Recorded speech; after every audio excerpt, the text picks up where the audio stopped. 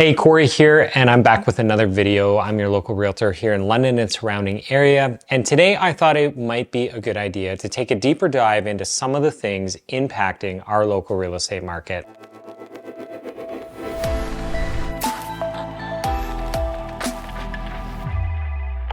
Hello, this is Cory. Today we're going to touch on the topic of immigration and how that's impacting our local real estate market.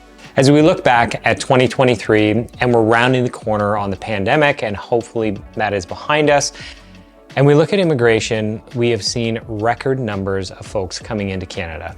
Without getting into very specific numbers on immigration into Canada, because I'm not an expert on immigration, it's still important to realize that we had record numbers of folks that came into Canada in 2023. When you look at immigration, you have to understand that, at least when I view it, I break it into two different parts. There's permanent residents that come into Canada, and there's non-permanent residents that come into Canada. While Canada has generally brought in just under 500,000 people as permanent residents each year, it continued to do that through 2023.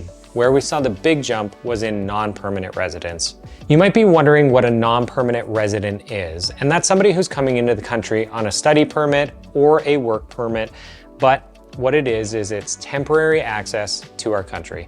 One thing I'm not here to do in this video is to make comment on whether this is good or bad for a country, but I am going to make comment on how it impacts our local real estate market. While the stats that I could find didn't seem to be consistent, what I did find is that the number of non-permanent residents coming into the country in 2023 ranged anywhere from 500,000 to 800,000 new people. And just to give you some perspective, this is an 80% increase since the fourth quarter of 2021. Now that we have some context on the numbers we're dealing with, let's get to the part that you're actually interested in.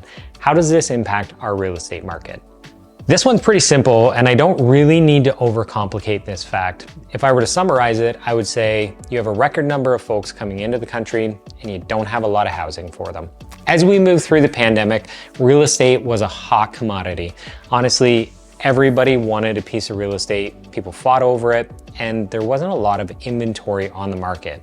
And one of the issues is that there's still not a lot of inventory on the market. There's not a lot of resale homes on the market, and there's also not a lot of new builds taking place. Out of all the provinces, Ontario is actually the province that has had the most folks migrate into it. When you see a lot of folks move into the province, it puts a lot of demand on the local real estate market, which is one of the reasons that we've seen rents increase and stabilize. It's also one of the reasons that we've probably seen stabilization in the value of homes in spite of high interest rates. While immigration has a big impact on our economy and the local real estate market, it's not the only factor at play.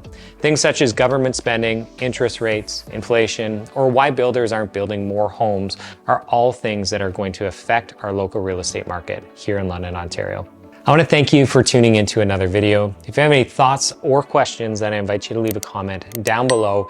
And if you want to know more about what's going to happen in the future real estate market, I invite you to subscribe to my channel.